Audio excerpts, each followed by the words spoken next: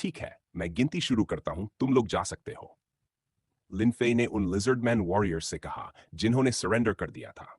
लिजर्डमैन warriors एक दूसरे की तरफ देखने लगे। जिंदा निकल जाने की उनकी चाह तो बहुत थी, लेकिन उन्हें भरोसा नहीं था कि लिनफे सच में अपना वादा निभाएगा या नहीं। ऐसे क्या जड़ होकर खड़े हो? जाना नहीं चाहते? जब लिजर्डमैन वॉरियर्स हिले भी नहीं, तो लिनफे ने पूछा। यिदनफा ने दांत भींचे, उठा और मैनर के गेट की तरफ चल दिया। जब बाकी लिजर्डमैन वॉरियर्स ने देखा कि यिदनफन सुरक्षित निकल गया, तो वे भी तुरंत उठे और जान बचाने के लिए भागते हुए बाहर निकल गए। लिजर्डमैन वॉरियर्स के जाते ही लिनफे हवा में उछला और सीधे लिनशुई सिटी की ओर उड़ गया।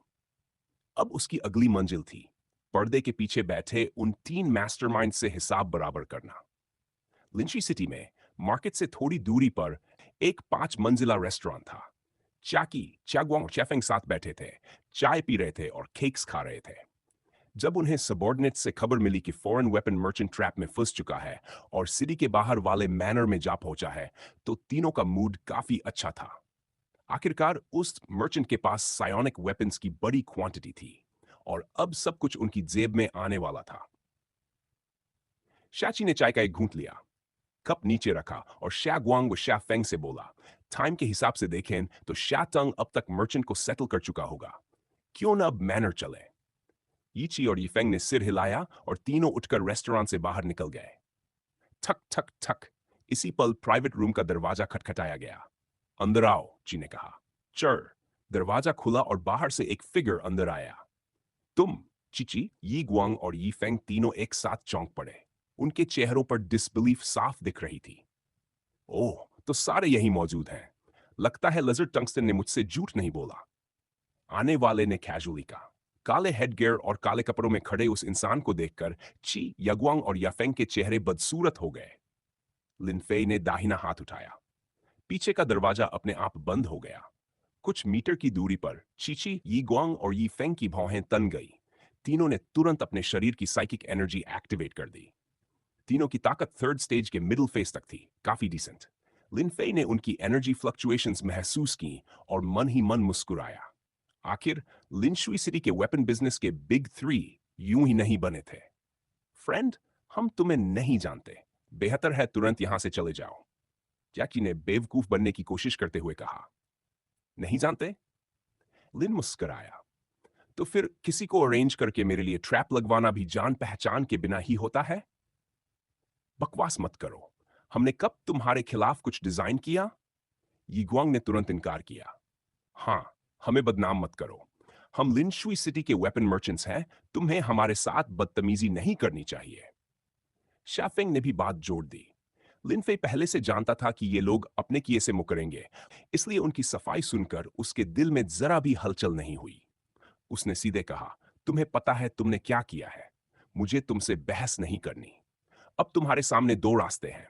या तो तुम तीनों हर एक 10,000 स्पिरिचुअल स्टोन्स दोगे मेरी स्पिरिचुअल लॉस के बदले, या फिर तुम तीनों अपनी जान से कॉम्पेंसेशन दोगे। तुम जैसे छोटे फॉरेन मर्चेंट की बड़ी जुबान है। तीनों गुस्से में हंस पड़े। क्या हम इतने साल बिजनेस यूं ही कर रहे हैं? आओ। जैकी जोर से चिल्लाया अपने आदमियों को बुलाने के लिए, लेकिन आवाज गूंज कर रह गई। बाहर से कोई जवाब नहीं आया। अब शाची का चेहरा गंभीर हो गया। शागवांग और शेफेंग ने भी अपने सबॉर्डिनेट्स को बुलाया, मगर वहां भी सन्नाटा ही रहा। प्राइवेट रूम के बाहर तीनों के सारे सबॉर्डिनेट्स जमीन पर बेहोश पड़े थे। अगर उनकी सांसें चलती न दिखती तो लगता जैसे सब मारे जा चुके हों। लड़के, तुम्हारी हिम्मत बहुत बढ़ गई है। शची पहले गुस्से में बोला, फिर उसके चेहरे पर एक टेढ़ी मुस्कान आ गई। लिनशुई सिटी में फाइट्स फॉरबिडन है, लेकिन सेल्फ डिफेंस नहीं। तुमने पहले हमारे लोगों पर हाथ उठाया है, तो अगर अब हम तुम पर हमला करें, सिटी लॉर्ड हमें सजा नहीं देगा। इसे खत्म कर दो। यी गुआंग अब और बर्दाश्त नहीं कर पाया। उसके शरीर से साइकिक एनर्जी फूट पड़ी। छलांग लगाते ही उसके शरीर से नुकीले स्पाइन्स उगाए। वह किसी हेजहॉग जैसा दिखने लगा। लिनफे ने बस एक नजर डाली और अपनी थॉट पावर एक्टिवेट कर दी। अगले ही पल यी गुआंग हवा में ही जकड़ गया। एक इनविजिबल चेन ने उसके शरीर को कसकर बांध दिया और उसे मिड एयर में रोक दिया। यी गुआंग ने पूरी ताकत से अगल किया, लेकिन शरीर जरा भी नहीं हिला। ये देखकर यीची और यी फेंग के चेहरे बदल गए। उन्होंने भी तुरंत साइकिक एनर्जी जुटाकर हमला करने की कोशिश की, लेकिन जैसे ही वे आगे बढ़े, वे भी यी गुआंग की तरह जकड़ गए। धम धम। हवा में अचानक 3 छोटे फायरबॉल्स प्रकट हुए। वे तेजी से फैलते गए और कुछ ही पलों में हर फायरबॉल एक बेसिन जितना बड़ा हो गया। लिन फेई ने उन्हें तीनों के सामने रोक दिया और बोला, मैं तुम्हें आखिरी मौका दे रहा हूं, खुद तय कर लो, जिंदगी या मौत। फायरबॉल उनके चेहरों से बस एक हथेली की दूरी पर था। उसकी स्कॉचिंग हीट उनकी स्किन को जला रही थी। तीनों की मानसिक हालत पूरी तरह टूट चुकी थी। उन्हें साफ समझ आ गया, इस बार उन्होंने सच में आयरन प्लेट पर लात मारी थी। चियाकी अभी लिंशुई सिटी के सिटी लॉर्ड का नाम लेकर लिनफे को डराने ही वाला था, तभी लिनफे की आवाज फिर गूंजी। सिटी लॉर्ड का नाम लेकर मुझे दबाने की कोशिश मत करना। मेरी नजरों में उसके पास इतनी हैसियत नहीं कि मैं पीछे हटूं। ये शब्द सुनते ही तीनों को लगा जैसे वे अबिस में गिर गए हों। सिटी लॉर्ड ही उनका सबसे बड़ा सहारा था, और सामने खड़ा ये व्यापारी उसे बिल्कुल भी नहीं मानता था। अब उनके पास सच में कोई रास्ता नहीं बचा था। माय लॉर्ड, 10,000 स्पिरिट स्टोन्स बहुत ज्यादा हैं, हम निकाल नहीं सकते। क्या कुछ कम हो सकता है? ची ने डरते हुए कहा। असल में वह पूरी तरह बुली टाइप था, कमजोर पर जोर, ताकतवर से डर। थोड़ी देर पहले तक वही आदमी कितना एरोगेंट चिल्ला रहा था, और अब जैसे ही समझ आया कि उसने किसी ऐसे इंसान को छेड़ दिया है जिसे नहीं छेड़ना चाहिए था, उसका लहजा तुरंत बदल गया। लिन फे ने उन लोगों की तरफ कंटेम्प्ट से देखा और बोला, तुम्हारा फैमिली बिजनेस तो सैकड़ों साल पुराना है, फिर भी 10,000 स्पिरिट स्टोन्स नहीं निकाल सकते। कहीं मुझसे झूठ तो नहीं बोल रहे? ची को देखकर साफ था कि उसने फेट एक्सेप्ट कर लिया है। चिगुआंग और चीफेंग का भी एटीट्यूड बदल चुका था। चिगुआंग आगे बढ़ा और बोला, माय लॉर्ड, भले ही हमारा बिजनेस सैकड़ों सालों से चल रहा हो, लेकिन हर साल की ज्यादातर इनकम रिलेशंस मैनेज करने में चली जाती है। आखिर में हाथ में बहुत कम बचता है। उस पर डेली एक्सपेंसेस अलग हैं। सच में इतने सालों में भी ज्यादा स्पिरिट स्टोन्स जमा नहीं हो पाए। हाँ, शेफेंग ने भी सच बोलते हुए कहा, लोग हमें लिंशुई सिटी के वेपन मर्चेंट्स के बिग थ्री कहते हैं। ऊपर से ग्लैमरस दिखता है, लेकिन असल में हमारी हालत कुछ खास नहीं है। लिनफे ऐसा इंसान नहीं था जो बेवजह किसी को कॉर्नर करे। उनकी बात सुनकर उसने थोड़ी देर सोचा और फिर बोला, तो फिर बताओ, कितना निकाल सकते हो? मेरे पास कुल 6,000 है, मेरे पास 5,000, और मेरे पास 4,500। कुल मिलाकर 15,500। ये तो लगभग आधा भी नहीं था जितना उसने मांगा था। लिनफे एक पल के लिए स्पीचलेस रह गया। चिची, यी गुआंग और यी फेंग जो उसके कंट्रोल में थे, उसे एंग्जाइटी से देखने लगे, जैसे बस यही सोच रहे हों कि वह सेटिस्फाइड होगा या नहीं। चटक। लिनफे ने दाहिना हाथ उठाया और उंगलियां चटकाई।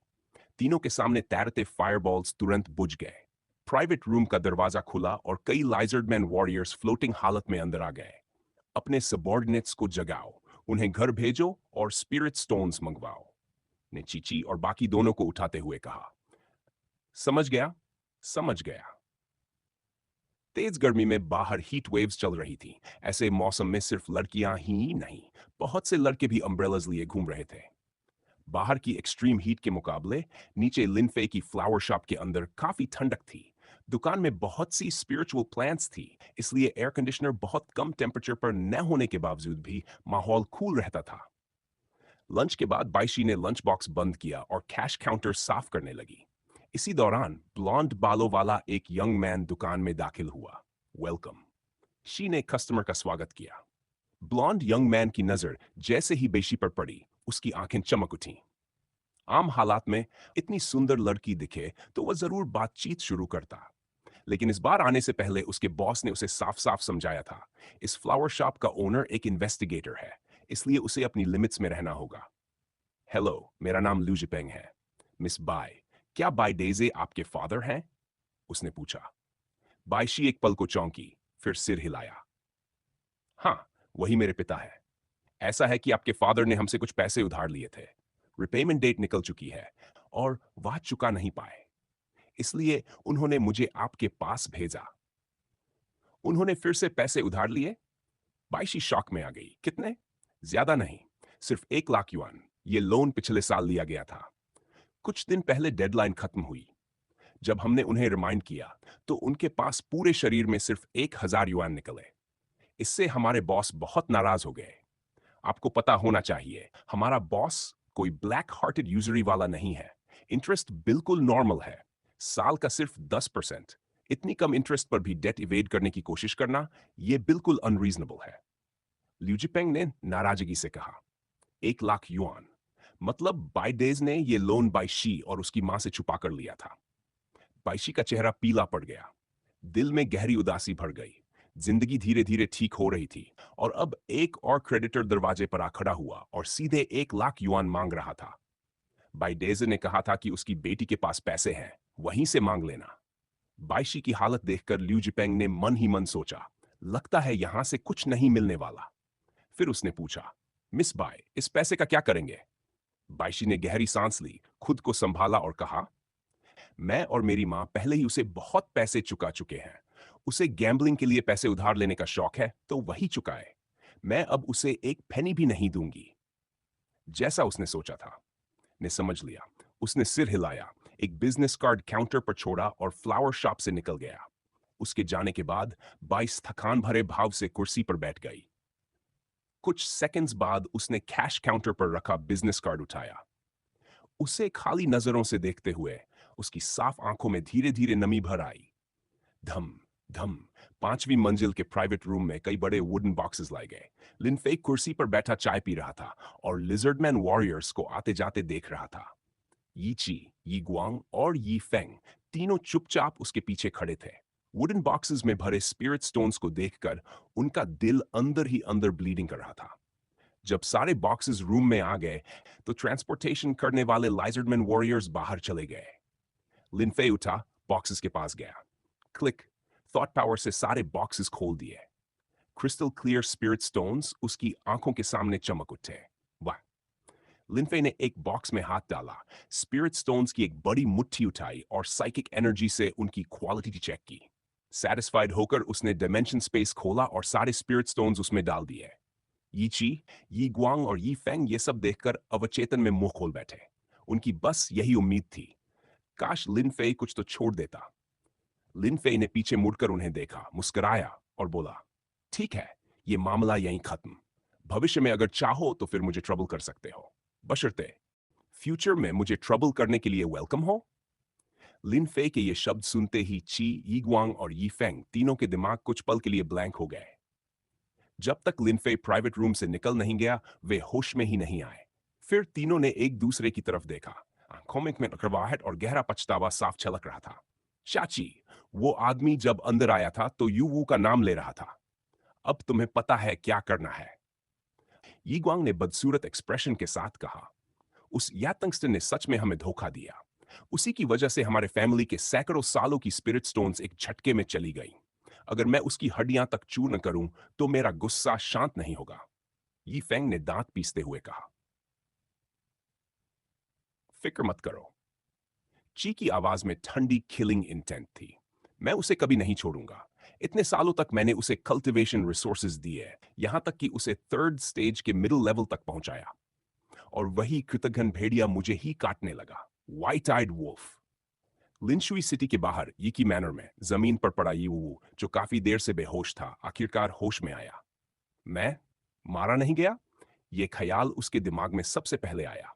उसने उठने की कोशिश की, लेकिन जैसे ही शरीर हिला, पीठ पर फायरबॉल एक्सप्लोजन से लगी चोट ने तुरंत जवाब दे दिया। आह!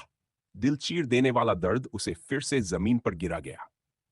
कुछ देर गहरी सांसें लेने के बाद उसने अपने कपड़ों से वाउंड मेडिसिन की एक बोतल निकाली, मरहम हथेली पर डाला और धीरे धीरे अपनी जली हुई पीठ पर लगाने लगा। हिस! जैसे ही दवा घाव को छूती, तेज दर्द के मारे उसके माथे पर पसीना फूट पड़ता। काफी समय बाद उसने किसी तरह पूरी पीठ पर दवा लगा ली। अब उसने सोचा कि साइकिक एनर्जी चलाकर दवा का अब्जॉर्प्शन तेज कर दे, और तभी वह ठिठक गया। ये कैसे हो सकता है? यू वू ने डिसबिलीफ में चिल्लाया। उसके शरीर की साइकिक एनर्जी पूरी तरह डिसऑर्डर थी। उसे कंट्रोल करना बेहद मुश्किल हो रहा था। जो पहले 3rd स्टेज के मिडिल लेवल की स्ट्रेंथ रखता था, अब मुश्किल से 3rd स्टेज के अर्ली लेवल जितनी ताकत बची थी। और उसे साफ महसूस हो रहा था, अगर ये ख्यास यूं ही चलता रहा तो उसकी स्ट्रेंथ लगातार गिरती रहेगी। आखिरकार फर्स्ट लेवल तक आकर ही रुकेगी। उसी पल बेहोश होने से पहले वाला वो भयानक चेहरा उसके दिमाग में उभरा। उसने अनजाने में अपनी गर्दन को छुआ। उसे साफ याद था कैसे उस इंसान ने एक भयानक साइकिक एनर्जी उसकी बॉडी में इंजेक्ट की थी और फिर उसी ने अंदर से उसकी सारी एनर्जी को तहस नहस कर दिया था। मेरी कल्टिवेशन बेस, उसने मेरी कल्टिवेशन बेस ही बर्बाद कर दी। उसकी आंखों में मैडनेस उतर आई। तो यही मतलब था तुम्हारे उस वाक्य का, कभी कभी जिंदा रहना मरने से ज्यादा दर्दनाक होता है। क्या शानदार तरीका है, क्या शानदार तरीका। गुस्से में उसने जमीन पर मुक्के मारते हुए दहाड़ लगाई। कुछ देर बाद उसने मुश्किल से बिखरी हुई साइकिक एनर्जी को समेटा और दवा को अब्सॉर्ब किया। थोड़ी ताकत लौटने पर वह लड़खड़ाते हुए खड़ा हुआ और मैनर के बाहर की तरफ बढ़ने लगा। उसे अब सिर्फ एक ही चीज चाहिए थी, जितनी जल्दी हो सके लिंशुई सिटी लौटना, चीकी को सब कुछ बताना और किसी तरह अपनी साइकिक एनर्जी को रिस्टोर करने का तरीका ढूंढना। टक टक टक। अभी वह ज्यादा दूर नहीं गया था कि उसने सामने से हथियारों से लैस 20 से ज्यादा लाइजर्डमैन को दौड़ते हुए आते देखा। बॉस ने मदद भेजी है, यह सोचते ही उसके दिल में एक पल को राहत आई। लेकिन वो दुश्मन बहुत ज्यादा ताकतवर था। इतनी संख्या भी उसे नहीं रोक पाई थी। इसे भागने मत देना। दौड़ते हुए लिजर्डमैन में से एक लीडर चिल्लाया। ये क्या मतलब है? यीवू ने चारों तरफ से घिरे लोगों को देखते हुए ठंडे स्वर में पूछा। अब भी नाटक कर रहा है? लीडर ने गुस्से में कहा। बॉस ने तुम्हें सब कुछ दिया, खाना, पहनना, कल्टीवेशन रिसोर्सेस, और तुमने बदले में बिट्रेयल किया। हम बॉस के आदेश पर आए हैं, आज तुम्हें यहीं खत्म किया जाएगा। ये सुनते ही यीवू का चेहरा काला पड़ गया। शैगवान, बकवास बंद करो, उसने गुस्से में दहाड़ा। मैंने कब बॉस को बिट्रे किया? बहाने मत बनाओ, शैगवान ने चिल्लाकर कहा। बॉस ने खुद बताया है, सब लोग इस ट्रेटर को मार डालो। उसने अपने हाथ की स्पिरिचुअल ब्लेड निकाली और सीधे यीवू पर वार किया। क्लैंग! यीवू ने किसी तरह ब्लेड निकालकर ब्लॉक किया। दोनों हथियार टकराए और चिंगारियां उछल पड़ी। जब वह पूरी ताकत में था, यीवू की हर स्ट्राइक भारी और स्थिर होती थी। लेकिन अब गंभीर चोटें, डिसऑर्डर्ड साइकिक एनर्जी और गिर चुकी स्ट्रेंथ, वह सिर्फ पीछे हटते हुए लड़ पा रहा था। शैगवान पहले उससे डर रहा था, लेकिन कुछ ही एक्सचेंजेस के बाद उसे समझ आ गया, यीवू अब पहले जैसा ताकतवर नहीं रहा। उसका कॉन्फिडेंस बढ़ता गया और वार और भी ब्रूटल हो गए। मर जा, गद्दार! शैगवान ने साइकिक एनर्जी बढ़ाई। उसकी ब्लेड पर स्पिरिचुअल लाइट भड़क उठी। इस भारी वार से बचने के लिए यीवू को पीछे कूदना पड़ा। थम! ब्लेड जमीन में धंस गई और जमीन पर कई मीटर लंबी दरार बन गई। यीवू के दिमाग में ख्यालों का तूफान उठा। क्या मुझे ट्रेटर इसलिए कहा जा रहा है? उस आदमी की वजह से? सब लोग साथ आओ, शगुन ने चिल्लाकर कहा। इस ट्रेटर की स्ट्रेंथ टूट चुकी है। बॉस ने कहा है, जो इसका सिर लाएगा उसे रिवॉर्ड मिलेगा। रिवॉर्ड सुनते ही लिजर्डमैन वॉरियर्स की आंखों में लालच चमक उठा। मारो, इस गद्दार को खत्म कर दो। वे सब एक साथ यीवू पर टूट पड़े। हरामजादे! यीवू ने पागलों की तरह दहाड़ लगाई। तुमने मेरी कल्टीवेशन भी छीनी और मेरी इज्जत भी रौंदी।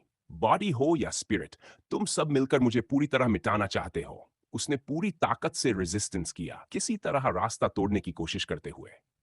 धम, धड़ाम। थोड़ी देर पहले तक शांत पड़ा मैनर का मैदान फिर से जंग की आग में जल उठा। हथियारों की टकराहट, चीखें और साइकिक एनर्जी की लहरें चारों तरफ गूंजने लगी। और इस ब्लडी बैटल का असली कारण इस समय लिंशुई सिटी की गलियों में बेपरवाह घूम रहा था। स्पिरिट स्टोन्स इकट्ठा करने के बाद लिन फे रेस्टोरेंट से बाहर निकला और यूं ही लिंशुई सिटी की गलियों में घूमने लगा। चलते चलते उसने रास्ते में कई शॉप्स देखी। ज्यादातर दुकानों का बिजनेस काफी अच्छा चल रहा था, लेकिन पूरे रास्ते में सबसे ज्यादा एलिगेंट डेकोरेशन और सबसे ज्यादा भीड़ जिस जगह पर दिखी, वह वही रेस्टोरेंट था, हुआमनशियांग, जिसका जिक्र उसने पहले सुना था।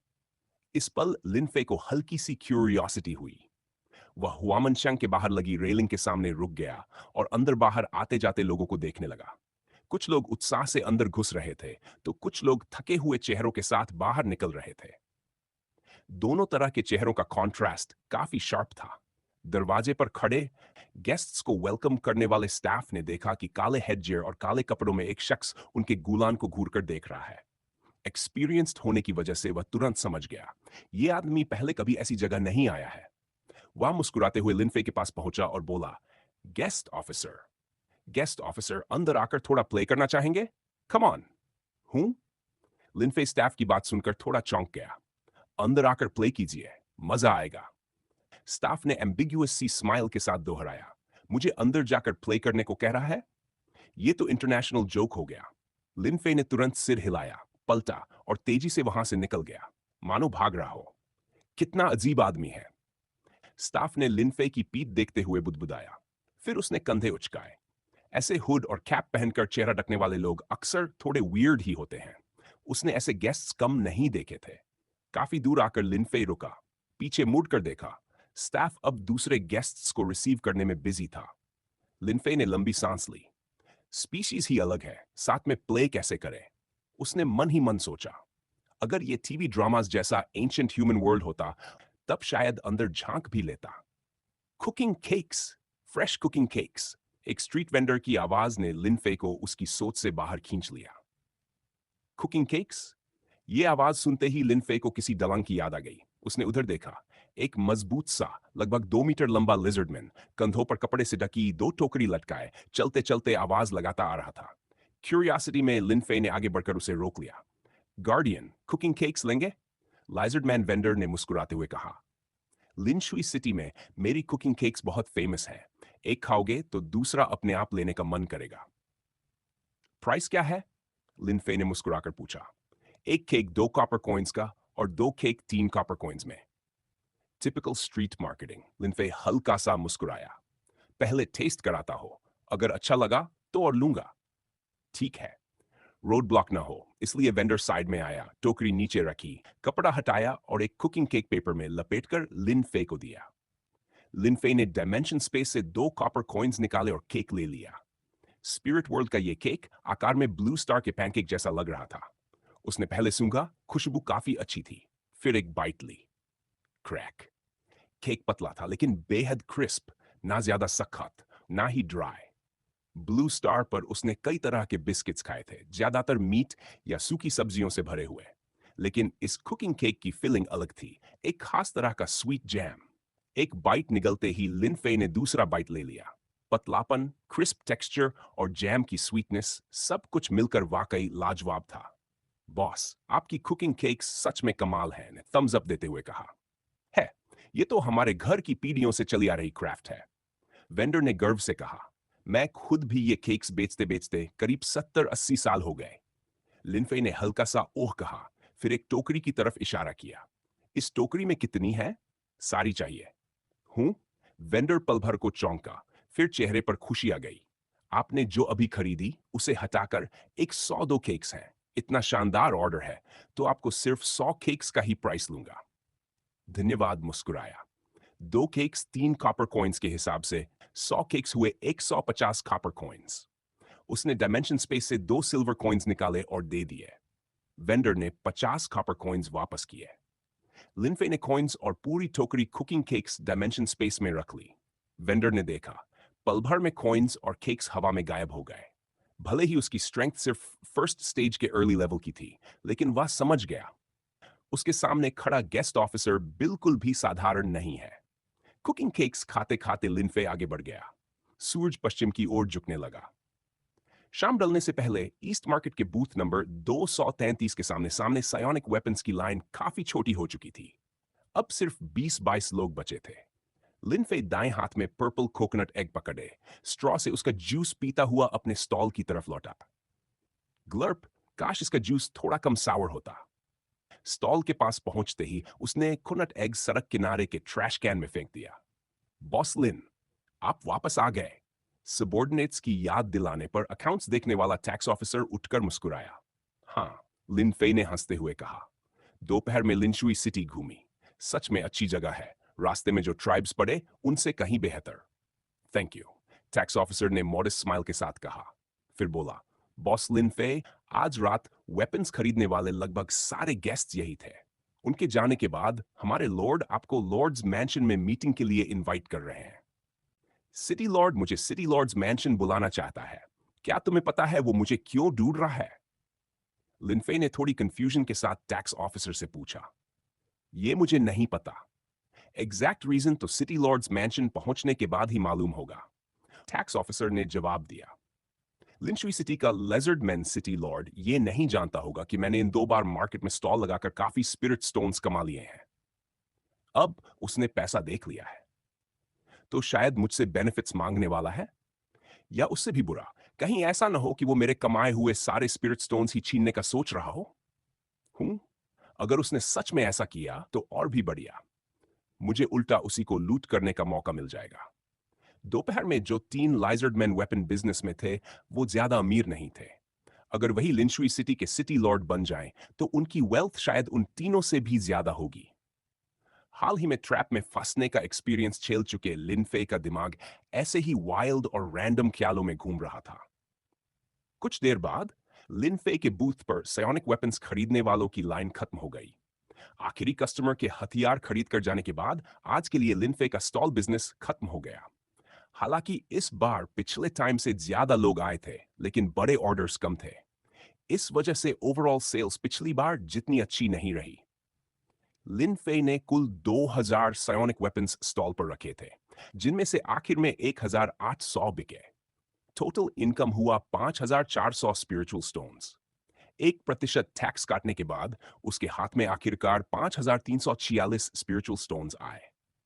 आसपास के स्टॉल मर्चेंट्स लिन फेई के बूथ में रखी स्पिरिट स्टोन्स की टोकरी को देखकर एनवी से भर गए।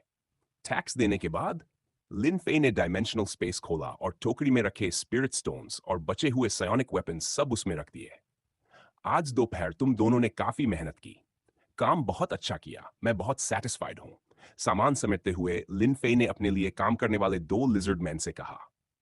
बॉस लिन, इसमें कोई मेहनत नहीं थी, आपके लिए काम करना आसान है, दोनों लिजर्ड मैन वर्कर्स ने कहा। लिन फेई मुस्कराया और फिर डायमेंशनल स्पेस से 20 सिल्वर कॉइन्स निकाले और आज की मजदूरी के तौर पर दोनों को 10-10 दे दिए। हाथ में डबल वेजेस देखकर दोनों लाइजर्ड मैन वर्कर्स जल्दी से झुककर बोले, thank you boss Lin. Thanks कहने की जरूरत नहीं, ये तुम्हारा हक है।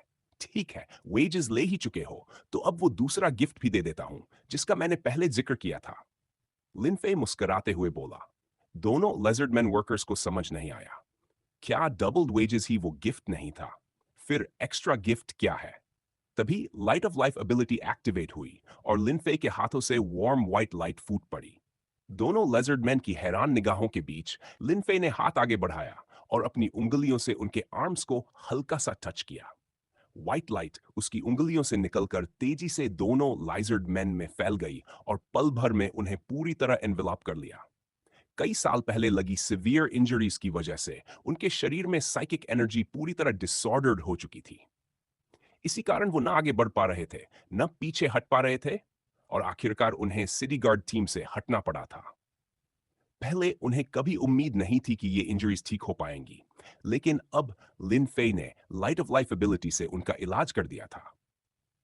उन्होंने तुरंत महसूस किया कि जो क्योटिक साइकिक एनर्जी फ्लक्चुएशंस सालों से उन्हें परेशान कर रही थी, वो अब स्मूथली नॉर्मल हो चुकी हैं।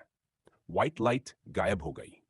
लिन फेई ने अपनी एबिलिटी वापस ली और दोनों लेजर्ड मैन को देखा। उनके चेहरों पर डिसबिलीफ और एक्सट्रीम जॉय साफ छलक रही थी।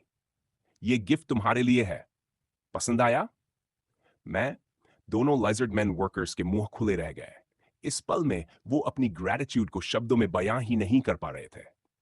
बैंग बैंग, दोनों लाइजर्ड मैन एक घुटने पर बैठ गए, फिस्ट बांधकर बोले, बॉस लिन, हमें फिर से नया जीवन देने के लिए धन्यवाद। भविष्य में अगर कभी आपको हमारी जरूरत पड़े तो बेहिचक कहना। जब तक सिटी लॉर्ड से बिट्रेयल न हो, हम हर काम करेंगे। टैक्स ऑफिसर, जो अब तक समझ ही नहीं पा रहा था कि सामने हो क्या रहा है, अचानक चौंक गया। उसने महसूस किया कि दोनों लाइजर्ड मैन की साइकिक एनर्जी फ्लक्चुएशंस लगातार स्ट्रांग होती जा रही थी, जैसे वो सेकंड स्टेज के मिडिल लेवल को ब्रेक करने ही वाले हों। ये देखकर उसने शॉक में लिनफे की तरफ देखा। आपको पता होना चाहिए, ये दोनों लाइजर्ड मैन पहले थर्ड स्टेज के अर्ली फेज में थे। अगर बैटल में सिवियर इंजरीज न लगी होती, तो अपनी टैलेंट के दम पर वो कब के थर्ड स्टेज के मिडिल फेज में पहुंच चुके होते। सालों तक इंजरीज की वजह से उनकी स्ट्रेंथ गिरती चली गई और आज वो सेकंड स्टेज के अर्ली फेज तक आ चुके थे। अगर यही चलता रहता तो कुछ समय बाद वो फर्स्ट स्टेज के पीक तक गिर जाते। इंजर्ड होने से पहले लिंचुई सिटी के सिटी गार्ड्स में उनकी कल्टीवेशन क्वालिफिकेशंस टॉप क्लास मानी जाती थी। अगर नॉर्मल ग्रोथ होती तो भविष्य में वो सिटी लॉर्ड के सबसे भरोसेमंद ऑफिसर्स बनते। इंजरीज के बाद लिंचुई सिटी के सिटी लॉर्ड ने उन्हें हील करने के लिए ढेर सारे रिसोर्सेज झोंक दिए, लेकिन फिर भी कोई नतीजा नहीं निकला। आखिरकार उसे मजबूर होकर हार माननी पड़ी। मैंने कभी नहीं सोचा था कि इतने सालों से छुपी हुई इंजरीज आज एक फॉरेन बिजनेसमैन सिर्फ 2-4 मूव्स में ठीक कर देगा। और इस ट्रीटमेंट की कीमत बस उसके बूथ की देखभाल करना। ये तो एब्सर्डली चीप है। टैक्स ऑफिसर दिल ही दिल में शॉक्ड होकर सोच रहा था। लिन फेई ने सिर हिलाया और उन दोनों लाइजर्ड मैन की तरफ देखते हुए कहा, जो अब भी एक घुटने पर बैठे थे, ऐसा करने की जरूरत नहीं। मैंने पहले ही कहा था, तुम स्टॉल संभालो और अगर रिजल्ट मुझे सेटिस्फैक्टरी लगा तो गिफ्ट मिलेगा। तुम इसके हकदार हो, खुद को मेरा कर्जदार मत समझो। बुजुर्ग लाइजर्ड मैन वर्कर ने कहा, बॉस लिन फे, आपका ये गिफ्ट हमारे लिए सच में रीबर्थ जैसा है। हमने बस कुछ घंटों के लिए स्टॉल देखा और बदले में इतना बड़ा गिफ्ट पा लिया। मुझे लगता है बस यही खत्म। हम दोनों के बीच कोई कर्ज नहीं है। इस बात को आगे मत बढ़ाओ और इसे दिल में मत रखो। लिनफे ने हाथ उठाकर उसकी बात काट दी। फिर उसने उस टैक्स ऑफिसर की तरफ देखा जो अब भी मुंह खोले खड़ा था। मिस्टर टैक्स ऑफिसर, चलें? क्या? कहां? शॉक से उबर न पाने वाला टैक्स ऑफिसर लिनफे की बात सुनकर भी कुछ देर तक समझ ही नहीं पाया कि वो क्या कहना चाहता है। क्या तुमने अभी बताया था कि सिटी लॉर्ड ने मुझे सिटी लॉर्ड्स मैंशन बुलाया है? अब आसमान लगभग अंधेरा होने वाला है। जल्दी मुझे वहां ले चलो। बात खत्म होते ही मैं निकल जाऊंगा। लिन फेई ने आसमान की तरफ देखते हुए कहा। ओह, ओह, टैक्स ऑफिसर ने जल्दी से सिर हिलाया। फिर उसने अपने सबॉर्डिनेट्स को कुछ इंस्ट्रक्शंस दी और लिनफे को सिटी लॉर्ड्स मैंशन की ओर ले चला। लिनफे और टैक्स ऑफिसर के जाने के बाद दोनों लाइजर्ड मैन वर्कर्स ने एक दूसरे की तरफ देखा। बिना कुछ बोले ही वे एक दूसरे के दिल की खुशी महसूस कर पा रहे थे। इस पल दिल की खुशी जैसे बाहर उमड़ने वाली थी। 5 साल से सीने पर रखा हुआ भारी पत्थर आज आखिरकार हट गया था। बेकार और बेबस जिंदगी के दिन अब हमेशा के लिए खत्म हो चुके हैं। बुजुर्ग लाइजर्ड मैन वर्कर ने दोनों मुट्ठियां कस ली। अपने शरीर में पहले से कहीं ज्यादा स्मूथ होती साइकिक एनर्जी और उसके ऊपर की ओर बढ़ते फ्लो को महसूस करते हुए वह बोला, 5 साल, पूरे 5 साल बाद वो फीलिंग मुझे फिर से मिल गई है। हाँ, ये फीलिंग कमाल की है, छोटा लिजर्ड मैन वर्कर बोला। मुझे तो लग रहा है कि मेरी करंट फिजिकल कंडीशन 5 साल पहले इंजरी से पहले से भी बेहतर है। मुझे पूरा भरोसा है कि अगर मुझे सिर्फ आधा साल मिल जाए तो मैं अपनी ओरिजिनल पीक स्टेट में लौट आऊंगा और उस कल्टीवेशन बेस को भी ब्रेक करने का बहुत अच्छा चांस होगा जो उस साल नहीं हो पाया था। मेरे साथ भी यही है। चलो अब घर चलते हैं। मैं ये अच्छी खबर अपने फैमिली को सुनाना चाहता हूँ, बुजुर्ग लिजर्ड मैन बोला। इसके बाद दोनों लिजर्ड मैन तेजी से अपने अपने घरों की ओर दौड़ पड़े। लिंशु सिटी का सिटी लॉर्ड्स मैंशन शहर के नॉर्दर्न हिस्से में स्थित था और इसका एरिया लगभग एक फुटबॉल फील्ड जितना बड़ा था। जब लिनफे टैक्स ऑफिसर के साथ सिटी लॉर्ड्स मैंशन के गेट पर पहुंचा, तब तक वह लिंशुई के सिटी लॉर्ड के बारे में कुछ बेसिक बातें जान चुका था। लिंशुई के सिटी लॉर्ड का नाम सार्डनी था। उसकी उम्र इस साल लगभग 50 साल थी और वह पिछले 20 सालों से लिंशुई सिटी का शासन संभाल रहा था। टैक्स ऑफिसर ने गेट पर तैनात गार्ड्स को अपना वेस्ट कार्ड दिखाया और उन्हें बताया कि वह सिटी लॉर्ड्स मैंशन किस काम से आया है। इसके बाद गार्ड्स ने लिनफे और टैक्स ऑफिसर को अंदर जाने दिया। लिनफे टैक्स ऑफिसर के साथ सिटी लॉर्ड्स मैंशन के अंदर दाखिल हुआ और वहां की जेड कार्व्ड बिल्डिंग्स को देखते हुए बोला, हालांकि इन इमारतों की स्टाइल एंशिएंट चाइनीज बिल्डिंग से अलग है, लेकिन गवर्नमेंट बिल्डिंग्स की जो डिग्निफाइड ऑरा होती है वो यहां भी साफ महसूस होती है। घुमावदार कॉरिडोर्स में हर कुछ दूरी पर एक लिजर्ड मैन वॉरियर पहरा दे रहा था। सिटी लॉर्ड्स मैंशन की सिक्योरिटी काफी थी। लगभग 10 मिनट चलने के बाद टैक्स ऑफिसर लिन फे को एक हॉल में ले आया जिसका एरिया लगभग 100 स्क्वायर मीटर्स के बराबर था। टैक्स ऑफिसर ने लिन फे से कहा कि वह पहले इस हॉल में कहीं बैठ जाए और फिर वह वहां से चला गया। लिन फे समझ गया कि वह सिटी लॉर्ड को बुलाने गया होगा। इसी बीच हॉल का वेटर अंदर आया और लिनफे के लिए एक कप चाय डाल दी। थैंक यू, लिनफे ने चाय डालने वाले वेटर से कहा। आपका स्वागत है सर, आराम से लीजिए, वेटर ने थोड़ा फ्लैटर्ड होते हुए कहा। इतने साल सिटी लॉर्ड्स मैंशन में सेवा करने के बाद उसने कभी नहीं देखा था कि कोई गेस्ट इतनी छोटी सी बात पर उसे धन्यवाद दे। लिनफे ने चाय की एक सिप ली। स्वाद पहले कड़वा था, फिर मीठा। कुल मिलाकर टेस्ट काफी ठीक था। ठीक है, लिनफे को चाय का ज्यादा नॉलेज नहीं था। उसे बस इतना लगा कि अगर पहले कड़वी और बाद में मीठी है तो शायद ये अच्छी चाय ही होगी। कुछ देर बाद लिनफे ने एक कप चाय खत्म कर ली। बगल में खड़ा वेटर उसे फिर से भरने ही वाला था कि तभी एक भारी भरकम लिजर्ड मैन हॉल में दाखिल हुआ। वेटर ने उस लिजर्ड मैन को देखते ही जल्दी से झुककर सम्मान में कहा, सिटी लॉर्ड, ग्रीटिंग्स। जार्डनी ने हाथ हिलाकर उसे रोकते हुए कहा, तुम पहले नीचे जाओ, मेरी कॉल के बिना अंदर मत आना। यस सिटी लॉर्ड, वेटर ने जवाब दिया और हॉल से बाहर चला गया। लिनफे खड़ा हुआ और लिंशुई सिटी के सिटी लॉर्ड की ओर मुस्कुराते हुए बोला, hello mister city lord. Boss Lin, please sit and have some tea, Jardani ने मुस्कुरा कर कहा। फिर वह हॉल की मेन सीट पर बैठ गया और लिनफे को ऊपर से नीचे तक ध्यान से देखने लगा। लिनफे वापस अपनी सीट पर बैठ गया। इस बार उसने चाय नहीं उठाई। अभी अभी एक कप पी चुका था और उसे लगा कि इतना काफी है। सामने मौजूद टियर 3 पीक स्ट्रेंथ वाले लाइजर्ड मैन सिटी लॉर्ड को देखते हुए भी लिनफे के दिल में कोई प्रेशर नहीं था, क्योंकि अब वाकई शाम होने वाली थी। लिनफे समय बर्बाद नहीं करना चाहता था। उसने सीधे जार्डनी से पूछा, मिस्टर सिटी लॉर्ड, आपने मिस्टर टैक्स ऑफिसर से मुझे बुलवाया, क्या कोई खास बात है? इस दूर से आए व्यापारी की साइकिक एनर्जी फ्लक्चुएशंस साफ तौर पर सेकंड स्टेज के मिडिल लेवल की है, लेकिन फिर भी इसने सालों से इंजर्ड 2 लोगों को हील कर दिया। और इतना ही नहीं, इसने इतना बड़ा स्टोरेज स्पेस एबिलिटी भी अवेकन कर रखा है। सेकंड स्टेज के मिडिल लेवल पर क्या कोई सच में इतना पावरफुल हो सकता है? जार्डनी ने मन ही मन सोचा, फिर लिनफे की ओर मुस्कुराया। बॉस लिन, उसने कहा, मेरे सबॉर्डिनेट से मैंने सुना है कि आप 2 बार लिंशुई सिटी में बिजनेस करने आए और हर बार आपने हजारों सायोनिक वेपन्स निकाले। क्या मैं थोड़ा साहस करके पूछ सकता हूं, इतनी बड़ी मात्रा में ये वेपन्स कहां से आते हैं? बिल्कुल नहीं बता सकता, लिनफे ने सिर हिलाया और बोला, सॉरी मिस्टर सिटी लॉर्ड, ये मेरी पर्सनल बिजनेस सीक्रेट है जिसे मैं बाहर डिस्क्लोज नहीं कर सकता। जार्डनी ने सिर हिलाया। वह लिनफे की बात समझ सकता था। आखिरकार एक बिजनेसमैन के लिए गुड्स का सोर्स यूं ही बताना मुमकिन नहीं होता। फिर उसने कहा, बॉस लिन, इन 2 बार लिंशुई सिटी में आपके बिजनेस से लोगों की प्रतिक्रिया देखकर आप भी समझ गए होंगे कि हमारी सिटी को सायोनिक वेपन्स की काफी जरूरत है।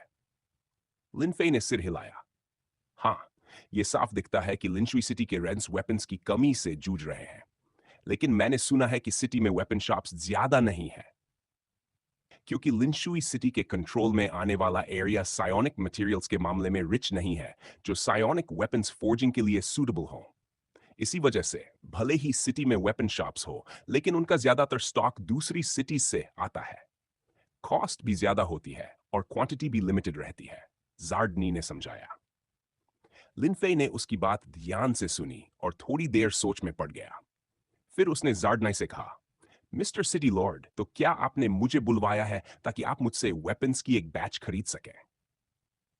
हा हा, बॉस लिन बहुत स्मार्ट है। मेरा यही इंटेंशन है और मैं उम्मीद करता हूं कि हम फ्यूचर में लॉन्ग टर्म कोऑपरेशन कर सकें। Long term cooperation? ये तो बढ़िया रहेगा। कम से कम मुझे बार बार मार्केट में स्टॉल लगाने की जरूरत नहीं पड़ेगी। लिनफे मुस्कुराया और नी से पूछा, मिस्टर सिटी लॉर्ड, आपको कितने सायोनिक वेपन्स चाहिए? मुझे जितनी क्वांटिटी चाहिए वो शायद थोड़ी ज्यादा हो सकती है। कोई बात नहीं, लिनफे ने शांत स्वर में जवाब दिया। बताइए, जब तक वो मेरी कैपेसिटी से बाहर न हो, मैं पूरी कोशिश करूंगा कि आपकी जरूरत पूरी कर सकूं।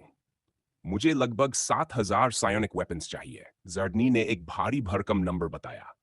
आपकी डिमांड काफी बड़ी है।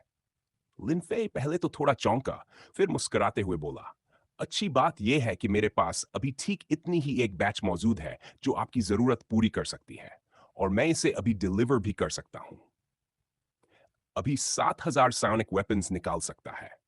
लगता है इस व्यापारी की स्टोरेज स्पेसबिलिटी वाकई असाधारण है। जार्डनी की आंखों में हल्की सी चमक आई। फिर वह मुस्कुराया और बोला, बहुत बढ़िया, मैं अभी किसी को वेयरहाउस भेजता हूं स्पिरिट स्टोन्स लेकर आने के लिए। थोड़ी ही देर में लिजर्ड मैन गार्ड्स का एक समूह दर्जन भर बड़े लकड़ी के बॉक्सेस उठाकर हॉल में ले आया। खोलो। जार्डनी के आदेश पर गार्ड्स ने सारे बॉक्सेस खोल दिए। अंदर क्रिस्टल क्लियर स्पिरिट स्टोन्स भरे हुए थे, जिनकी चमक हॉल में फैल गई। लिन फेई ने स्पिरिट स्टोन्स को देखा, संतोष से सिर हिलाया, फिर हॉल से बाहर निकला। उसने सामने के खुले मैदान की ओर हाथ लहराया और डिमेंशन स्पेस से सीधे 7,000 सायोनिक स्वॉर्ड्स निकाल दी। Clang, clang. Spirit weapon long swords हवा में प्रकट हुई और मैदान में इकट्ठा होकर एक छोटे से पहाड़ जैसी डेयरी बन गई। ये नजारा देखकर लाइजर्ड मैन गार्ड्स की आंखें फैल गई और उनके मुंह खुले के खुले रह गए। अब कोई शक नहीं रहा। इतनी बड़ी संख्या में सायोनिक वेपन्स को यूं ही हवा से निकाल लेना लिन फे की स्टोरेज स्पेस एबिलिटी सच में एक्स्ट्रा ऑर्डिनरी थी। मिस्टर सिटी लॉर्ड, लिन फे ने मुड़कर कहा, आपकी मांगी हुई सारी गुड्स यहां हैं। कृपया किसी को अरेंज कर दीजिए कि काउंट और चेक कर लें। जार्ड ने मुस्कुराया और सिर हिलाया। उसने अपने गार्ड कैप्टन को इशारा किया और काउंटिंग शुरू हो गई। खटक, खटक। लिन फे वापस हॉल में आया और अपनी पेमेंट इंस्पेक्ट करने लगा। उसने बड़े वुडन बॉक्स से स्पिरिट स्टोन्स उठाई और साइकिक एनर्जी से जांच की। सब ठीक पाए जाने पर उसने सारी स्पिरिट स्टोन्स डायमेंशन स्पेस में कलेक्ट कर ली। आज सिर्फ स्पिरिट स्टोन से कुल 40,000 की इनकम हुई थी। लिनफे ने मन ही मन हिसाब लगाया और काफी सेटिस्फाइड महसूस किया। इसी दौरान जार्डनी ने उससे पूछा, बॉस लिन, मेरे पास एक कार्गो ट्रांसपोर्ट का काम है, क्या आप उसे लेने में इंटरेस्टेड होंगे? गुड्स डोना? मैं कुरियर थोड़ी हूं। लिनफे ने सिर हिलाया और बोला, मिस्टर सिटी लॉर्ड, मैं गुड्स कैरिंग सर्विस प्रोवाइड नहीं करता। लिनफे के इनकार पर भी जार्डनी जरा सा भी नाराज नहीं हुआ। वह मुस्कुराकर बोला, बॉस लिन, इतनी जल्दी मना मत कीजिए। जगह लिंशुई सिटी से बहुत दूर नहीं है। आपके लिए काम काफी आसान होगा। बस मेरी गुड्स डेस्टिनेशन तक पहुंचा दीजिए और मैं आपको 200 स्पिरिट स्टोन्स दूंगा। 200 स्पिरिट स्टोन्स, लिनफे ने मन में हिसाब लगाया। स्पिरिट स्टोन्स को कैश में बदलें तो ये काफी बड़ी रकम बनती है।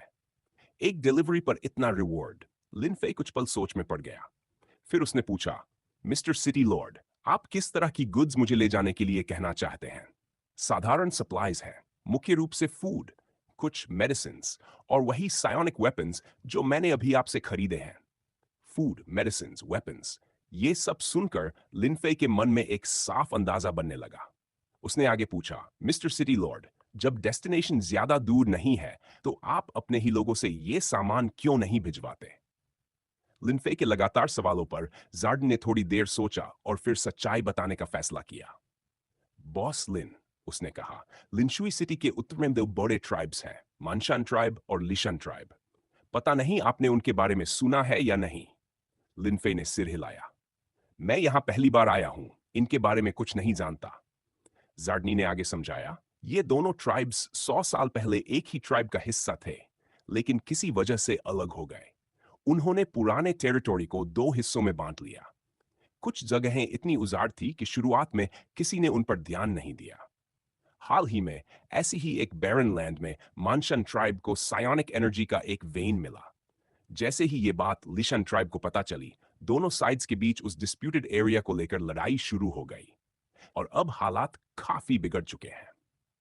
साफ कहूं तो मानशन ट्राइब का लिंशुई सिटी से अच्छा रिश्ता है, इसलिए मैं नेचुरली उनके पक्ष में हूं। लेकिन लिशन ट्राइब के लिंगटी सिटी से अच्छे संबंध हैं। इसलिए वार को और बड़ा होने से रोकने के लिए मैंने और लिंगटी सिटी के सिटी लॉर्ड ने यह तय किया था कि हम खुलकर इंटरवीन नहीं करेंगे। मगर हाल के दिनों में मुझे पता चला है कि लिंगटी सिटी चोरी छिपे लिशन ट्राइब को सप्लाईज दे रहा है। ऐसे में मुझे भी मानशन ट्राइब को सपोर्ट भेजनी ही पड़ेगी। दुर्भाग्य से जब मैंने ट्रांसपोर्ट की तैयारी की तो मुझे पता चला कि लिंगटी सिटी के लोगों ने मानशान ट्राइब तक जाने वाले कई जरूरी रूट्स कंट्रोल कर लिए हैं। इस वजह से मेरी सप्लाईज वहां पहुंच ही नहीं पा रही। लिनफेई ने सारी बात अपने मन में जोड़ी। ये सिचुएशन मुझे अजीब सा डेजावू दे रही है। वह सोचने लगा, शुरुआत में ये बस 2 ट्राइब्स का मामला था, लेकिन अब ऊपर से देखने पर भले ही लड़ाई ट्राइब्स की लगे, असल में ये लिंशुई सिटी और लिंगटी सिटी के बीच एक प्रॉक्सी वॉर बन चुकी है। जार्डनी ने चाय का एक सिप लिया और मुस्कुराकर बोला, मैं सोच रहा था कि जबरदस्ती रास्ता खोलूं, लेकिन इससे बेवजह का विरोध खड़ा हो जाता। अब बॉस लिन, आपसे मुलाकात हो गई है। आपकी स्टोरेज स्पेस एबिलिटी की मदद से मैं बहुत सारी अनावश्यक परेशानियों से बच सकता हूं। यह काम काफी आसान लग रहा है। लिन फे मन ही मन सोचने लगा कि क्या उसे यह कमीशन एक्सेप्ट कर लेनी चाहिए। अगर बॉस लिन को लगता है कि 200 स्पिरिट स्टोन्स कम है, जार्डनी ने तुरंत कहा, तो मैं इसमें और 100 स्पिरिट स्टोन्स जोड़ सकता हूं। 300 स्पिरिट स्टोन्स, एक ही ट्रिप में इतना रिवॉर्ड, और रास्ते में रुकना भी नहीं पड़ेगा। लिनफे के दिल में अब फैसला साफ हो चुका था। चाउनी जरा भी इम्पेशेंट नहीं था। वह आराम से चाय पीते हुए लिनफे के जवाब का इंतजार कर रहा था। फैसला कर चुके ने मुस्कुराते हुए जार्डनी से कहा, मिस्टर सिटी लॉर्ड, आपकी इंट्रस्टमेंट मैं एक्सेप्ट करता हूं। इसी बहाने मानशन ट्राइब भी देख लूंगा कि उनकी मौजूदा सिचुएशन कैसी है। बहुत बढ़िया, हैप्पी कोऑपरेशन। जार्डनी के चेहरे पर संतुष्ट मुस्कान उभरी। फिर उसने हॉल के एंट्रेंस पर खड़े गार्ड को पुकारा, शाहजान, तुम वेयरहाउस जाकर 300 स्पिरिट स्टोन्स ले आओ। जी मिस्टर सिटी लॉर्ड, लिजर्डमैन गार्ड ने जवाब दिया और तुरंत बाहर निकल गया। लिन फे ने जाते हुए उस गार्ड को देखा और मन में सोचा, ये गार्ड जरूर जार्डनाई का ट्रस्टेड सबॉर्डिनेट होगा, वरना इसे यूं अकेले दरवाजे पर खड़ा न रखा जाता। जार्डनी ने आगे कहा, सप्लाईज तैयार करने में थोड़ा समय लगेगा, सब कुछ कल सुबह तक रेडी होगा। बॉस लिन, आप चाहें तो आज रात मैंशन में ही आराम कर सकते हैं और कल मंशन ट्राइब के लिए निकल जाना। लिनफे को ब्लू स्टार लौटना था, इसलिए वह नेचुरली रात रुकने का ऑफर स्वीकार नहीं कर सकता था। उसने पोलाइटली मना कर दिया। आपकी काइंडनेस के लिए धन्यवाद मिस्टर सिटी लॉर्ड, लेकिन आज रात मैं कहीं और रुकूंगा। कल सुबह वापस आकर आपके तैयार किए गए सप्लाईज ले लूंगा। जार्डनी ने सिर हिलाया और जोर नहीं दिया। कुछ देर बाद वही लाइजर्डमैन गार्ड शियाजैन हॉल में लौटा। उसके हाथ में स्पिरिट स्टोन से भरा एक सैक था। जार्डनी के इशारे पर उसने वह सैक लिनफे को सौंप दिया। लिनफे ने सैक खोलकर जांच की। सब ठीक पाकर उसने सारी स्पिरिट स्टोन्स डायमेंशन स्पेस में कलेक्ट कर ली और खाली सैक गार्ड को लौटा दिया। रिवॉर्ड मिल चुका है, लिनफे खड़ा होते हुए बोला, तो कल मैं गुड्स ले जाकर आपकी सप्लाईज मानशन ट्राइब तक पहुंचा दूंगा। जार्डनी मुस्कुराते हुए बोला, ठीक है, मैं आगे की प्रेपरेशन अरेंज कर देता हूं। फिर उसने एक वेटर को बुलाया और लिनफे को सिटी लॉर्ड्स मैंशन से बाहर छोड़ने का आदेश दिया। लिनफे के जाने के बाद गार्ड शेजान ने झिझकते हुए कहा, सर, क्या हमें किसी को भेजकर इस व्यापारी पर नजर नहीं रखनी चाहिए? जरूरत नहीं, जार्डनी ने प्रस्ताव को खारिज कर दिया। सर, आप उस व्यापारी पर इतना भरोसा करते हैं? हमने उसे पूरा रिवॉर्ड दे दिया है। अगर वो भाग गया तो? शाहजान ने अपनी चिंता जताई। सिर्फ 300 स्पिरिट स्टोन्स के लिए? क्या तुम्हें लगता है कि वह इतना छोटा व्यापारी है कि कॉन्ट्रैक्ट तोड़कर भाग जाएगा? तुम उसे बहुत कम आंक रहे हो। शैन मन ही मन सोच रहा था कि 300 स्पिरिट स्टोन्स आम व्यापारियों के लिए छोटी रकम नहीं होती, खासकर फॉरेन ट्रेडर्स के लिए। कई लोग तो इतनी रकम के लिए सच में कॉन्ट्रैक्ट तोड़ सकते हैं। लेकिन फिर उसे याद आया, इस व्यापारी ने अभी सिटी लॉर्ड के साथ 21,000 स्पिरिट स्टोन्स का सौदा किया था। उस हिसाब से 300 स्पिरिट स्टोन्स वाकई कुछ भी नहीं थे। जार्डनी ने चाय का एक घूंट लिया और बोला, यह व्यापारी उतना सिंपल नहीं है जितना तुम समझ रहे हो। शाहजान ने संदेह से सिटी लॉर्ड की ओर देखा। जार्डनी ने समझाया, लिंशवाई सिटी में कई बड़े व्यापारी आते हैं, जैसे ची, युगवांग और याफेंग, वेपन बिजनेस वाले। तीनों के पास थर्ड स्टेज मिडिल लेवल की स्ट्रेंथ है, लेकिन जब वे मुझसे बात करने आते हैं तो हमेशा बेहद कॉशियस रहते हैं, कहीं मुझे नाराज न कर दें। और ये व्यापारी लिन, इसके शरीर से निकलने वाली साइकिक एनर्जी फ्लक्चुएशंस साफ तौर पर सेकंड स्टेज मिडिल लेवल की हैं। फिर भी 2 बड़े सौदे करने के बाद ये अकेले सिटी लॉर्ड्स मैंशन आया, मेरे सामने बैठा और जरा भी डर नहीं दिखाया। ऐसी सिचुएशन में या तो वह मूर्ख है या फिर उसे अपने ऊपर पूरा भरोसा है। अभी तक जो मैंने देखा उससे साफ है वह दूसरे टाइप का है। शाहजान ने सिर हिलाया, मगर दिल में पूरी तरह सहमत नहीं था। सेकंड स्टेज मिडिल लेवल, ये वीकनेस तो है ही। आखिर एब्सोल्यूट स्ट्रेंथ के सामने कोई भी भरोसा बेकार हो सकता है।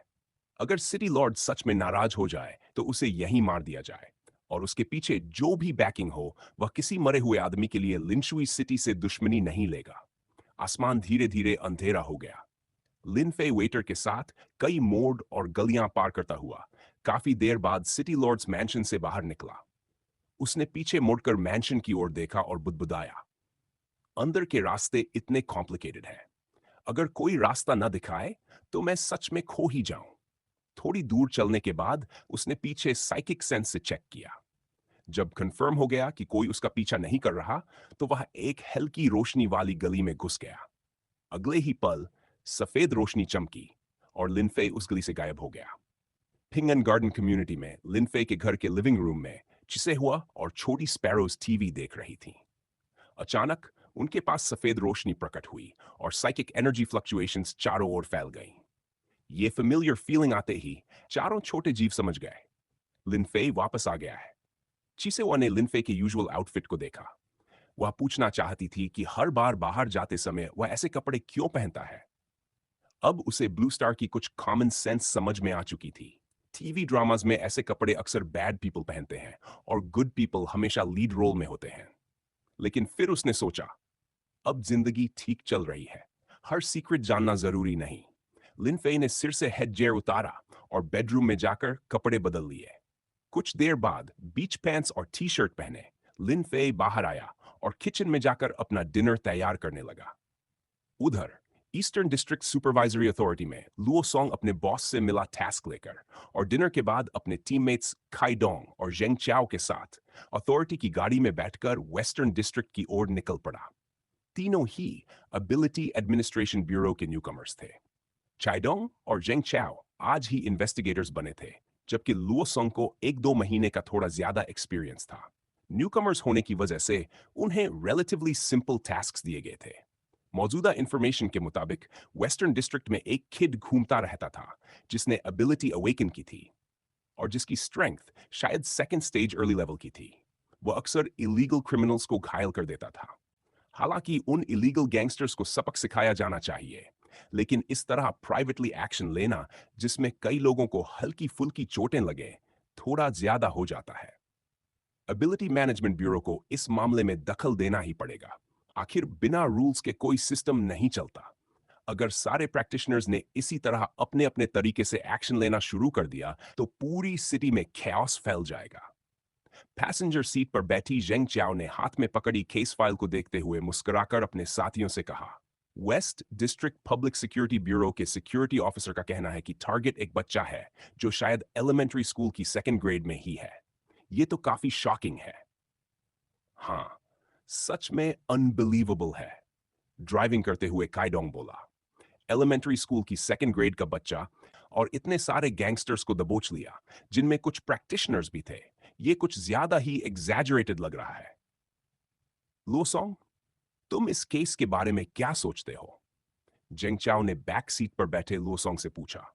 लोसोंग ने थोड़ी देर सोचकर कहा, मेरी कोई खास ओपिनियन नहीं है। वैसे भी ये टास्क ज्यादा डिफिकल्ट नहीं होना चाहिए। अगर होता तो इसे न्यूकमर्स जैसे हमें नहीं दिया जाता। ये भी सही है, जेंग चाओ ने सहमति में सिर हिलाया। ये टास्क हमें प्रैक्टिस के लिए ही दिया गया है। हाय, चाइडोंग ने निराशा से कहा, मैंने तो सोचा था कि सिक्स्थ टाउन के स्पिरिचुअल वर्ड स्टेशन से लौटने के बाद सीधे मेन फोर्सेस के साथ फर्स्ट टाउन जाकर वॉर में हिस्सा लूंगा, लेकिन आखिर में पीछे रहकर सिटी की रखवाली करनी पड़ रही है। रोंगचेंग की पब्लिक सिक्योरिटी संभालने के लिए किसी न किसी को तो रुकना ही पड़ेगा, वो सीनियर्स हों या हम। और सीनियर्स के मुकाबले हमारे पास नन एक्सपीरियंस है, नन स्ट्रेंथ। इसलिए फिलहाल रोंगचेंग में रहना ही सही है। जेंग चाओ मुस्कुराई और बोली, लुओसोंग सही कह रहा है। एसेटिक एकेडमी से ग्रेजुएट हुए लोगों में टॉप वाले जैसे चाओ श्याओ और वांग चाओ को छोड़ दें तो ज्यादातर के पास बैटलफील्ड पर जाने लायक स्ट्रेंथ नहीं है। हम सब बस सीनियर से शिफ्ट लेकर रोंगचेंग की सिक्योरिटी संभाल रहे हैं। काइडोंग, अगर तुम्हें बैटलफील्ड पर जाना है तो कल्टीवेशन इंप्रूव करो, सीनियर्स के बराबर पहुंचो, तभी फर्स्ट टाउन जाने का चांस मिलेगा। कुछ देर ड्राइव करने के बाद लुओसोंग और उसके दोनों साथी वेस्टर्न डिस्ट्रिक्ट पहुंच गए। सिक्योरिटी ऑफिसर की जानकारी के मुताबिक वो मिस्टीरियस बच्चा अक्सर यूनिवर्सिटी टाउन के आसपास दिखाई देता था। इसलिए उन्होंने यूनिवर्सिटी टाउन के पास के इलाकों पर ध्यान दिया, खासकर उन स्टूडेंट स्ट्रीट्स पर जहां लोगों की आवाजाही ज्यादा रहती है। डेटा के मार्किंग्स के हिसाब से टारगेट इन दो स्टूडेंट स्ट्रीट्स पर कई बार दिखाई दिया है। लूसंग ने फोन मैप पर लोकेशंस मार्क की और स्क्रीनशॉट्स चाइडोंग और जेंग चाओ को भेजते हुए कहा, तुम दोनों इस जगह पर गार्ड करो, मैं दूसरी साइड देखता हूं। कुछ भी अनयूजुअल लगे तो तुरंत बताना। ठीक है, चाइडोंग और जेंग चाओ ने बिना किसी आपत्ति के कहा। हालांकि चाइडोंग और जेंग चियाओ दोनों सेकंड स्टेज के अर्ली स्टेज में थे और लुओ सोंग अभी फर्स्ट स्टेज के पीक पर ही था, लेकिन अपनी एबिलिटी से वेयरवुल्फ फॉर्म में बदलने के बाद उसकी स्ट्रेंथ सेकंड स्टेज के हाई स्टेज प्रैक्टिशनर के बराबर पहुंच जाती थी। ग्रुप्स तय होने के बाद तीनों अलग अलग दिशाओं में निकल पड़े। मिशन के लिए उन्होंने प्लेन क्लोथ्स पहने थे ताकि मूवमेंट आसान रहे। अपनी अपनी स्टूडेंट स्ट्रीट्स पर पहुंचकर तीनों क्राउड में घुल गए और टारगेट के सामने आने का इंतजार करने लगे। रात गहरी हो चुकी थी। पिंगन गार्डन कम्युनिटी में काफी रौनक थी। कई बुजुर्ग अपने बच्चों और पोतों को लेकर कम्युनिटी के पेविलियंस में ठंडी हवा का मजा ले रहे थे। अफसोस ये था कि बच्चे एल्डर्स की तरह शांति से बैठने को तैयार नहीं थे।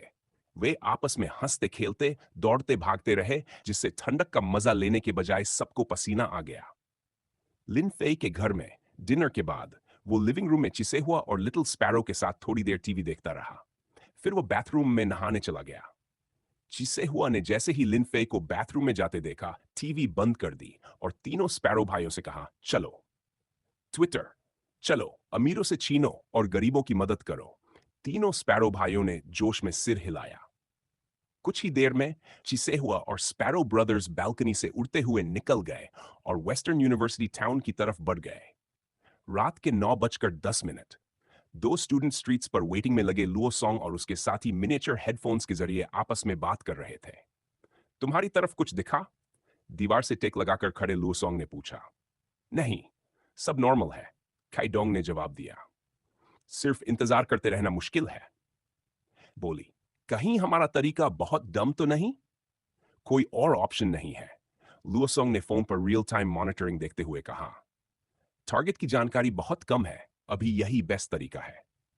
मिशन शुरू करते ही उन्होंने अपनी अथॉरिटी का इस्तेमाल करके आसपास के सर्वेलेंस कैमरास का एक्सेस ले लिया था। कुछ देर बात करने के बाद तीनों ने कम्युनिकेशन बंद कर दी और 20 मिनट बीत गए, लेकिन अब भी कुछ सस्पिशियस नहीं दिखा। तीनों को लगने लगा कि शायद आज टारगेट दिखाई ही न दे। रात के 9:36 पर काइडोंग और जेंग चियाओ ने एक एबनॉर्मल सीन नोटिस किया। सर्वेलेंस फीड में एक यंग मैन जमीन पर गिरा हुआ दिखाई दे रहा था। मैं जाकर देखता हूं, काइडोंग ने जेंग चियाओ से कहा, फोन पॉकेट में डालते हुए तेजी से उस जगह की ओर भागा। एक अंधेरी एली में कुछ यंग मैन एलिमेंट्री स्कूल के बच्चों जैसे दिखने वाले चिसेहुआ द्वारा रोके गए थे। तुम ऐसा क्यों कर रहे हो? एक यंग मैन कांपती आवाज में बोला। हमने बस कुछ ट्रैश कैन्स गिराए थे, तुमने हम पर इतना हैवी हैंड क्यों लगाया? चिसेहुआ ने एली के बाहर जमीन पर पड़े उस यंग मैन की तरफ देखा, फिर एली के अंदर खड़े लड़कों की ओर देखते हुए पूरे कॉन्फिडेंस के साथ बोला, पब्लिक फैसिलिटीज को डैमेज करना, ऊपर से यहां वहां गंदगी फैलाना, मुझे लगता है इसके लिए पनिशमेंट जरूरी है। आज रात चिसेहुआ और लिटिल स्पैरो काफी देर तक घूमे, लेकिन कोई इलीगल एलिमेंट नहीं मिला। जब वे घर लौटने ही वाले थे, तभी उन्हें ये शराब के नशे में हंगामा करते हुए यंग मैन दिख गए। चिसेहुआ ने तुरंत फैसला कर लिया कि आज इन्हीं पर एक्शन लिया जाएगा। आखिर टीवी पर अक्सर कहा जाता है कि सिटी की स्टेबिलिटी और प्रॉस्पेरिटी बनाए रखना हर सिटीजन की रिस्पॉन्सिबिलिटी है। भले ही चिसेहुआ इस दुनिया का नेटिव न हो, लेकिन अब वह इसी सिटी में रहता था और सिटी का हिस्सा बन चुका था। इन सैबोटर्स को देखकर उसे लगा कि राइचियस स्ट्राइक करना जरूरी है, ताकि ये लोग अपनी गलती को दिल से समझ सकें। चिसेहुआ से बात कर रहा वो यंग मैन जब ये देखता है कि चिसेहुआ उन्हें पीटने पर पूरी तरह अड़ा हुआ है, तो घबरा जाता है और जल्दी से अपने साथियों से कहता है, जल्दी सिक्योरिटी ऑफिसर को कॉल करो, कहो कि यहां कोई पागल है जो हम पर वायलेंस करने वाला है। बाकी लोगों ने यह सुना और तुरंत अपनी पॉकेट से मोबाइल फोन्स निकालकर सिक्योरिटी ऑफिसर का नंबर डायल करने लगे। लेकिन चिसेहुआ उन्हें ऐसा करने कहां देने वाला था। एली में उगी घास अचानक तेजी से बढ़ने लगी। उनकी टहनियां बिजली की रफ्तार से यंग मैन के हाथों में पकड़े मोबाइल फोन्स की तरफ लपकीं। टहनियां फोन्स के चारों ओर लिपट गई और जोर से खींच ली गई। पल भर में सभी यंग मैन के मोबाइल फोन्स छिन चुके थे। इसके बाद एक छोटा सा फिगर छपटा और उन यंग मैन की तरफ टूट पड़ा। बूम! क्या 1 मिनट से भी कम समय में दर्द और दहशत से भरी चीखों के बीच एली में मौजूद सारे यंग मैन जमीन पर पड़े थे। रात के लगभग 10 बजे हो चुके थे। अगर सिटी सेंटर या किसी प्रॉस्परस एरिया की बात होती, तो ये टाइम नाइट लाइफ के शुरू होने का माना जाता। लेकिन वेस्ट एंड यूनिवर्सिटी टाउन के लिए ये वक्त थोड़ा लेट था। सड़क पर पेडेस्ट्रियंस पहले के मुकाबले काफी कम हो चुके थे। जो स्टूडेंट्स बाहर घूमने निकले थे, वे दो दो तीन तीन के ग्रुप में अपने अपने स्कूल्स की ओर लौट रहे थे। स्टूडेंट स्ट्रीट छोड़ने के बाद खाइडोंग तेजी से उस स्पॉट की तरफ दौड़ा जहां प्रॉब्लम की सूचना मिली थी। चिसेहुआ की लुकआउट पर तैनात तीनों स्पैरो ब्रदर्स रूफ पर खड़े थे। जैसे ही खाइडोंग उनके अलर्ट रेंज में दाखिल हुआ, स्पैरो बॉस ने तुरंत मैसेज रिले किया, ट्विटर सावधान, कोई आ रहा है। रात के समय अचानक किसी पक्षी की आवाज। भागते हुए खाइडोंग ने यह बर्ड कॉल सुनी और उसके दिल में हल्का सा डाउट उठा। लेकिन इस समय उसके पास इस बारे में सोचने का वक्त नहीं था और उसने तुरंत उस ख्याल को छटक दिया। स्पैरो बॉस की वार्निंग आगे पहुंची और थोड़ी दूरी पर मौजूद सेकंड स्पैरो ने भी मैसेज आगे बढ़ा दिया। आज सुबह ही ब्रेक थ्रू करके first stage mid stage strength हासिल करने वाले सेकंड स्पैरो ने अपनी नई अवेकेंड एबिलिटी का इस्तेमाल किया। Night vision. अंधेरे एनवायरनमेंट में इसके 200 मीटर्स के भीतर की हर चीज साफ दिखाई देती थी। सेकंड स्पैरो की आंखों में हल्की चमक आई। स्पैरो बॉस की सूचना के अनुसार उसने अंडरग्राउंड स्ट्रीट की ओर देखा और पेड़ों की शैडो के नीचे एक आदमी को तेजी से दौड़ते हुए देखा। Twitter third. चिसेहुआ को रिट्रीट करने को कहो। कंफर्म करने के बाद सेकंड स्पैरो ने कॉल दिया। थर्ड स्पैरो ने मैसेज सुनते ही पंख फड़फड़ाए और उड़ान भरी। कुछ ही सेकंड्स में वह उस एली के ऊपर पहुंच गया जहां चिसेहुआ नीचे वॉलेट्स टटोल रही थी। ट्विटर, एक इंसान इधर दौड़ता हुआ आ रहा है। उसकी पोस्टर देखकर लगता है कि वो तुम्हारी तरफ ही है। जल्दी रिट्रीट करो। थर्ड स्पैरो की आवाज सुनकर चिसेहुआ एक पल के लिए चौंकी। उसने तुरंत वॉलेट्स की तलाशी छोड़ दी और हाथ में पकड़े कुछ पैसे अपनी पैंट्स की पॉकेट में ठूस लिए। फिर उसने जमीन से उछलकर एली की दीवार पर 2-3 बार पैर रखा और सीधे पास के एक घर की छत पर चढ़ गई। कुछ ही जंप्स में वह कुछ सेकंड्स के अंदर ही इंसिडेंट साइट छोड़कर अंधेरी रात में गायब हो गई। चिसेहुआ और लिटिल स्पैरोज के जाने के थोड़ी ही देर बाद न्यू इन्वेस्टिगेटर खाइडोंग मौके पर पहुंचा।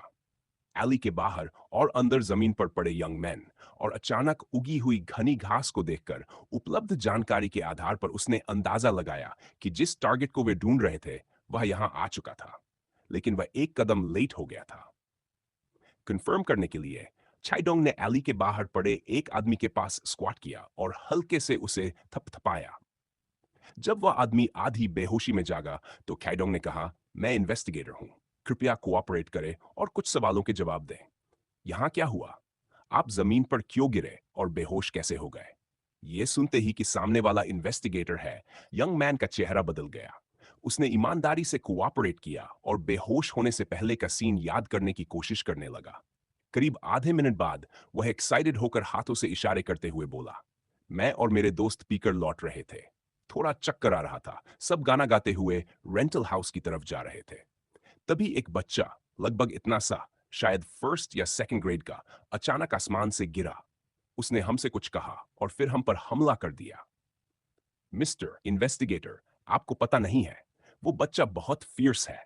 मैं तो उससे टकराते ही बेहोश हो गया। चेडोंग ने पॉकेट से एक प्रोफाइल फोटो निकाली। फोटो में दिख रहा बच्चा बिल्कुल चीसे हुआ जैसा ही लग रहा था। देखो, क्या इसी बच्चे ने तुम पर हमला किया था? चेडोंग ने फोटो दिखाते हुए पूछा। हाँ, यही है, यंग मैन ने जोर से कहा। डोंग ने सिर हिलाया। उसने अपने कान में लगे मिनिएचर ईयरफोन को दबाया और लुओसोंग वो जेंगचाओ से बोला, ये खेडोंग है। टारगेट मेरे एरिया में दिखाई दिया था, लेकिन वह पहले ही जा चुका है। इंसिडेंट साइट छोड़ने के बाद चिसेहुआ और लिटिल स्पैरोज तेजी से आगे बढ़े और वेस्टर्न डिस्ट्रिक्ट में लीजियांग रिवर के एक हिस्से की ओर पहुंच गए। यह इलाका काफी स्पार्सली पॉपुलेटेड था। चिसेहुआ के आराम करने के लिए परफेक्ट जगह। लीजियांग रिवर के किनारे बने एम्बैंकमेंट पर नदी से उठती हवा सरसराती हुई किनारे के पेड़ों को हिला रही थी। एलिमेंट्री स्कूल स्टूडेंट जैसी दिखने वाली 7 कलर्ड फ्लावर घास पर क्रॉस लेग बैठी थी और आज की कमाई गिन रही थी।